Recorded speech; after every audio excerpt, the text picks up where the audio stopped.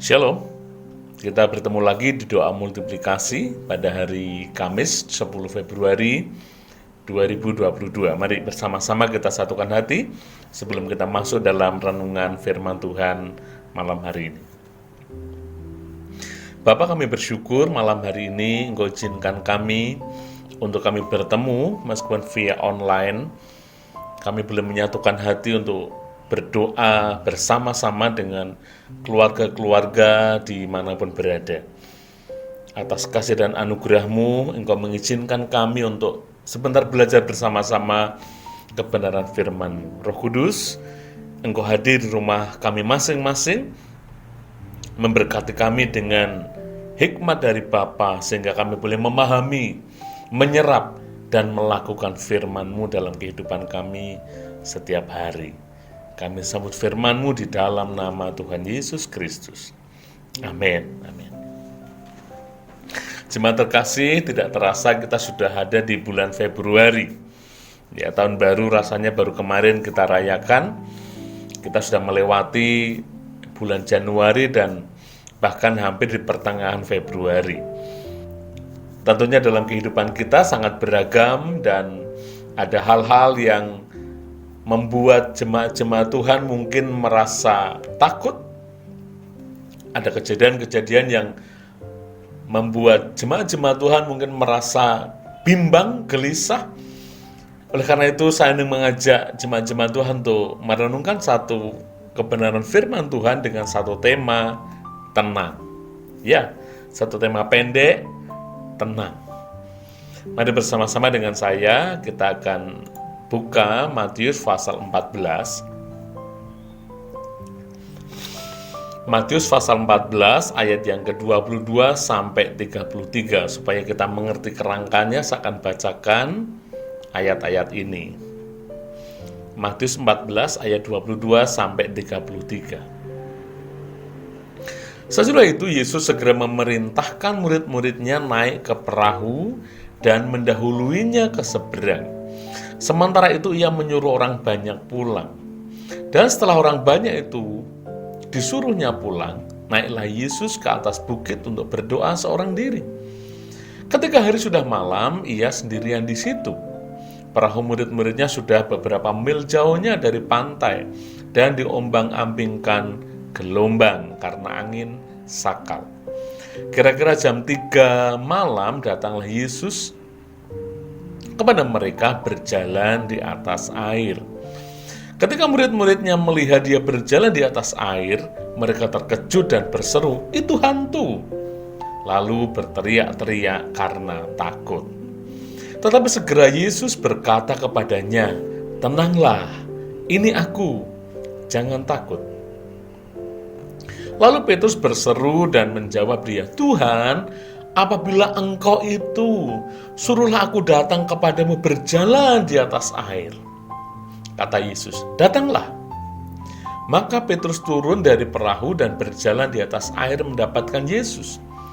Tetapi ketika dirasanya tiupan angin, takutlah ia dan mulai tenggelam lalu berteriak, "Tuhan, tolonglah aku." Segera Yesus mengulurkan tangannya, memegang dia dan berkata, "Hai orang yang kurang percaya, mengapa engkau bimbang?" Lalu mereka naik ke perahu dan angin pun redalah. Dan orang-orang yang ada di perahu itu menyembah dia, katanya, "Sesungguhnya engkau anak Allah." Amin. Tentunya kita tidak asing dengan cerita ini, dengan kisah ini. Ya, Yesus berjalan di atas air. Kita melihat satu situasi yang memang tidak lazim, situasi yang tidak biasa. Manakala kita melihat ada orang yang bisa berjalan di atas air. Mungkin kita mendapati ada film-film yang ada orang yang bisa berjalan di atas air, tapi tentunya itu dengan teknik-teknik dan trik-trik. Ya, jemaat terkasih, di peristiwa ini kita melihat Petrus ingin membuktikan kalau itu memang engkau Yesus, suruhlah aku berjalan di atas air. Lalu Yesus berkata, "Datanglah." Iman Petrus menjadi bangkit, Ya, iman Petrus menjadi bernyala-nyala dan dia mulai berjalan di atas air, menapak di atas air, dan benar, ya, Petrus bisa berjalan di atas air. Tapi apa yang terjadi? Dikatakan di sana, karena angin, karena hembusan angin, karena ombak, Petrus tenggelam.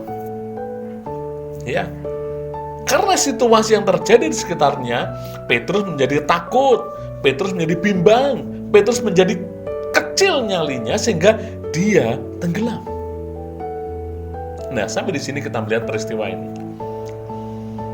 Waktu Petrus dengan tenang, dia menapakkan kakinya, dia menatap Yesus, dia berjalan ke depan, Petrus bisa berjalan di atas air. Tapi waktu Petrus mulai bimbang dan takut, Petrus tenggelam. Nah, ini yang saya sampaikan bagi para jemaat-jemaat Tuhan pada hari ini. Ya, situasi tidak menentu hari-hari ini ada di sekitar kita. Ya, kita mendengar hari-hari ini kasus Omikron mulai naik dan berita-berita kita mendengar akan terjadi gelombang ketiga COVID-19 di Indonesia. Mungkin kita merasa cemas, takut. Mungkin ada beberapa kita, aduh, keluargaku ada yang di Jakarta, di mana Omikron naik dengan tinggi. Aduh, keluargaku, anakku ada kerja di Tangerang, ada di Jawa Barat. Iya. Atau, waduh, aku tiap hari harus beraktivitas di luar rumah. Bagaimana ini? Nah, bagaimana saat kita menghadapi situasi yang tidak menentu, yang secara manusia membuat kita takut, secara manusia membuat kita bimbang, khawatir. Kan? Firman Tuhan di doa multiplikasi saat ini membawa kita untuk memiliki satu hal, yaitu apa?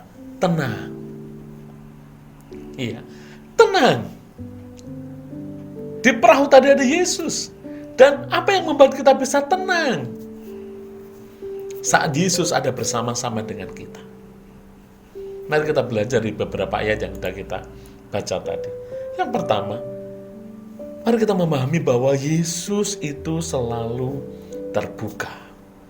Ya, Yesus itu selalu terbuka. Ayat 29 dikatakan, maka kata Yesus, datanglah.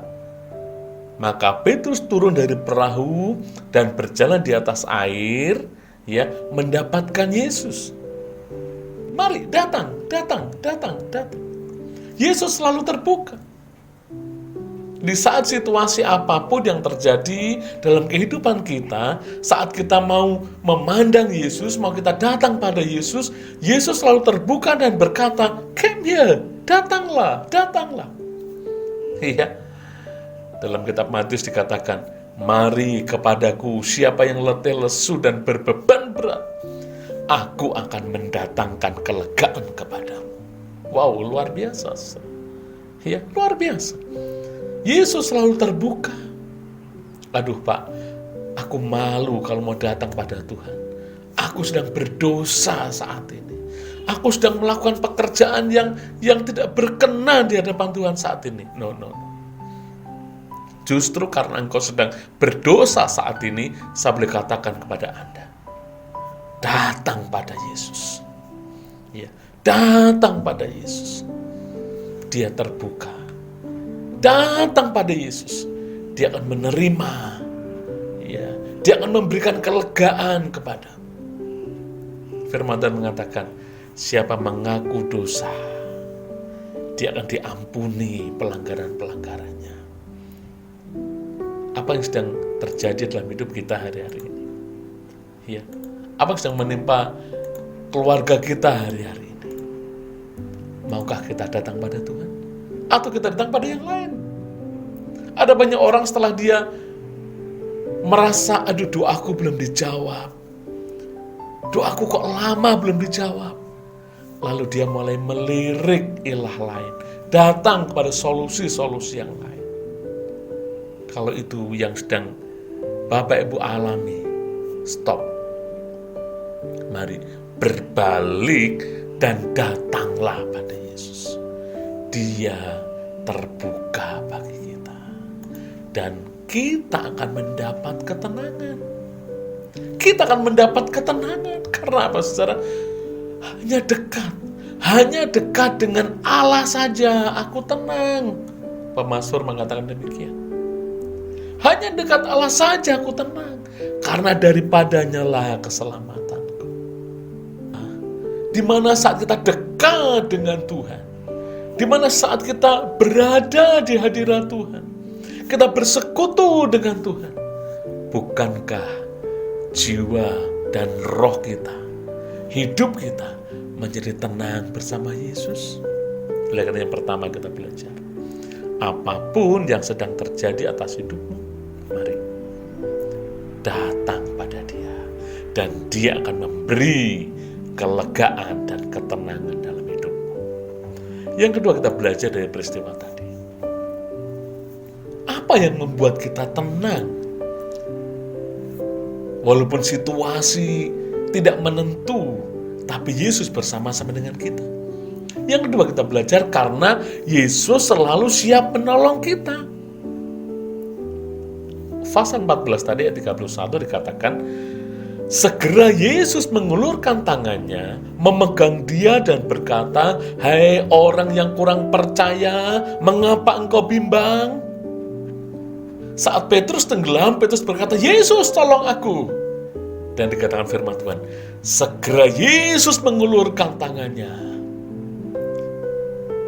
Wow, saudara. Kalau kita bersama-sama dengan Yesus, kita tidak perlu takut, tidak perlu bimbang lagi. Karena apa? Karena Yesus selalu siap menolong kita. Yesus selalu siap dengan tangannya yang terulur bagi kita. Iya, Dia selalu siap menolong kita. Mari kita renungkan sejenak hari-hari yang telah kita lewati. Bukankah Yesus itu selalu menyediakan pertolongan kepada kita? Kadang-kadang kita kurang sabar menanti pertolongan Tuhan. Iya, kadang-kadang kita kurang sabar menanti mujizat dari Tuhan. Tapi percayalah, apapun permasalahan kita, Dia mau menolong kita. Saya boleh saksikan sedikit hal yang baru saja kami alami. Ya, bahwa mujizat itu bisa Tuhan berikan dalam versi yang berbeda. Ya, saya tidak ada tendensi apa-apa, saya ingin share saja. Ya, di akhir tahun lalu, ya di bulan Desember akhir tahun, ya itu anak saya yang kedua harus melunasi uang gedung di tempat di mana dia kuliah. Ya, memang pendaftaran dan uang gedung bisa dicicil 3 kali selama setahun. Di tempat dia kuliah itu diterapkan seperti SPP, jadi tiap bulan bayar SPP, tapi uang gedung bisa dicicil 3 kali. Nah, SPP kami bayar terus, uang gedung kami cicil 2 kali. Nah, tiba giliran bulan Desember itu kami harus melunasi uang gedung yang jumlahnya cukup besar bagi ukuran kami. Ya, kami bersyukur kalau anak pertama itu Tuhan nyatakan mujizatnya, ada sponsor. Anak kedua benar-benar kami harus mempersiapkan dari keuangan kami sendiri. Dia bilang, harus melunasi uang gedung lupa, kalau tidak, saya tidak bisa ikut UAS, ya, ulangan akhir semester. Nah, konsekuensinya kalau tidak bisa ikut UAS, dia harus cuti. Jadi satu semester dianggap lewat, dia tidak kuliah. Waduh, sayang sekali. Tapi kami sudah berdoa. Kami sudah minta pertolongan Tuhan, tapi Tuhan juga belum menyatakan pertolongannya. Lalu kami berserah anak saya, oke? Kalau memang sampai waktunya Tuhan belum memberikan berkatnya, no problem, kamu ngulang semester ini. Lalu sampai tiba waktunya, kami komunikasi dengan sekolahan, lalu sekolahan, tetap harus melunasi Pak. Oke. Sudah. tiba H-5, ya, kami ditelepon. Tetap kami belum bisa membayar. Sudah sampai waktunya, kami juga belum bisa membayar. Kami komunikasi dengan bendaharanya, maaf Bu, kami belum bisa membayar, kalau anak kami harus cuti, tidak apa-apa. Dengan terbuka, dengan legowo, kami harus cuti, tidak apa-apa. Apa yang terjadi, saudara? Ya, kami kumpulkan itu tiap malam, kami berdoa, dalam perenungan kami bersama keluarga.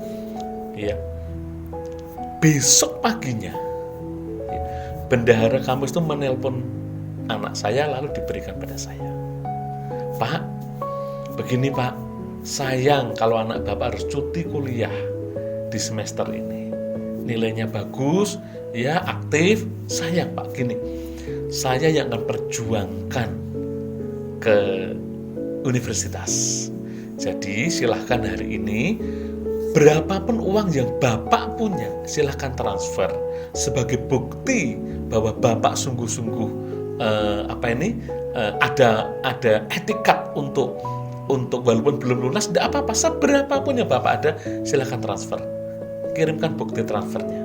Lalu saya akan bicarakan dengan universitas. Apa yang terjadi, saudara? Oke. Seberapa yang kami ada, kami transfer, bukti transfernya kami kirimkan, dan sehari kemudian anak saya bilang, Pak, puji Tuhan, aku bisa ikut ulangan akhir semester dan nilaiku bisa keluar. Bapak Ibu saudara sekalian, pertolongan Tuhan mungkin tidak sesuai dengan apa yang kita pikirkan. Ya, kami bergumul sepanjang bulan. Ya, wah, mungkin kalau kita berpikir, wah Tuhan siapkan pertolongan, ada orang langsung tanya, Pak, berapa nomor rekeningnya, lalu aku transfer, wah tiba-tiba pas jumlahnya. Kan kita banyak dengar ya, kesaksian-kesaksian seperti itu. Wah, jumlahnya pas. Tapi Tuhan bisa menolong lewat caranya sendiri. Ya. Mujizat bukan berasal dari luar yang memberikan langsung untuk kami bayarkan, tapi justru mujizat berasal dari dalam kampus, dari dalam universitas. Untuk apa? Memberikan solusi. Mereka yang memberikan solusi. Saya boleh ceritakan ini karena apa? Kami sudah bisa membayarnya. Kami sudah bisa melunasinya. Makanya saya berani cerita seperti ini. Dan sekali tidak ada tendensi apa-apa. Saya hanya mau sampaikan, Yesus bisa menolong lewat versi-versi, lewat cara-cara apapun dalam hidup kita. Karena apa? Karena Dia itu Bapa yang setia. Sehingga jiwa kita bisa tenang bersama Dia. Ya, Dia setia, Dia mulia. Oleh karena itu, buang segala ketakutan, kecemasan dalam hidup kita. Karena Yesus selalu siap menolong kita, katakan amin. Yang terakhir kita belajar. Kalau Yesus ada bersama-sama dengan kita bisa tenang. Mengapa, saudara? Karena Yesus adalah Tuhan atas alam semesta. Ayat 33 dikatakan di sana. Dan orang-orang yang berada di perahu itu menyembah Dia, katanya, sesungguhnya Engkau anak Allah. Mari kita belajar dari ayat terakhir ini. Iya. Yesus itu adalah Tuhan atas alam semesta. Bayangkan, ya, ada angin sakal, ada gelombang laut, ya. Yesus berkata, tenang, tenang. Lalu danau itu pun teduh sekali. Bukankah Yesus yang berkuasa atas alam? Bukankah Yesus yang berkuasa atas ombak, atas bumi ini? Dia juga berkuasa atas hidup setiap kita. Sehingga saat kita terpuruk sekalipun, sehingga saat kita mengalami hal-hal yang sangat dalam sekalipun, Dia siap menolong kita. Karena Dia Tuhan yang berkuasa atas alam semesta. Dia Tuhan yang mendengar seruan hati kita. Dia Tuhan yang tak pernah melepaskan kasih-Nya dari hidup kita.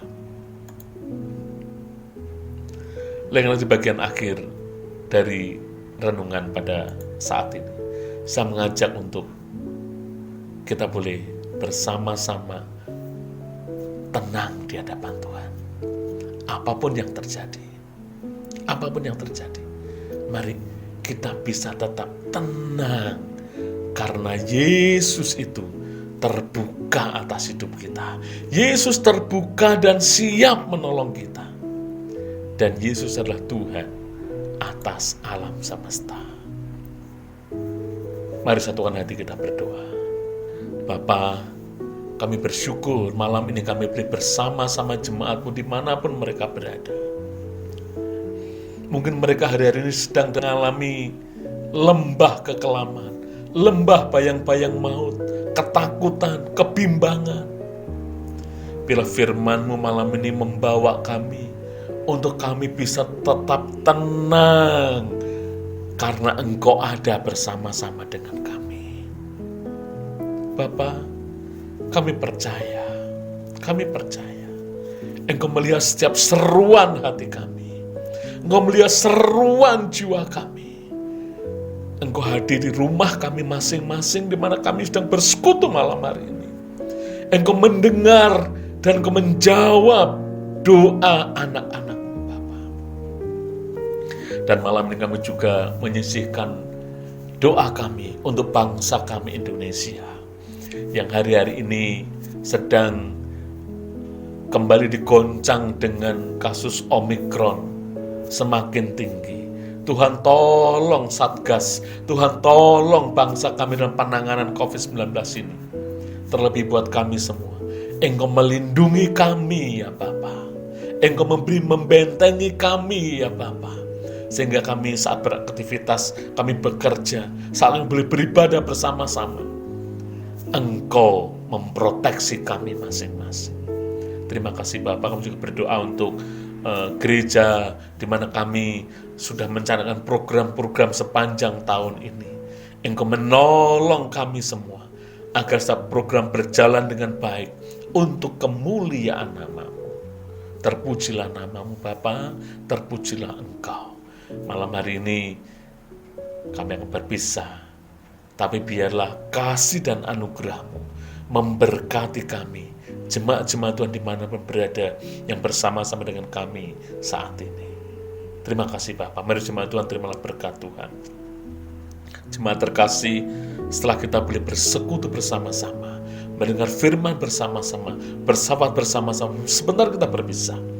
Kiranya kasih dari Bapa di surga, cinta dari Tuhan Yesus Kristus, persekutuan kudus dengan kasih karunia-Nya memberkati setiap kita, sehingga kita boleh tetap bisa tenang menghadapi segala problem masalah kehidupan kita, mulai sekarang sampai selama-lamanya. Terimalah berkat Tuhan di dalam nama Tuhan Yesus Kristus. Mari semua berkata, amin, amin, amin, amin. Selamat malam, sampai bertemu. Tuhan Yesus memberkati kita. Haleluya.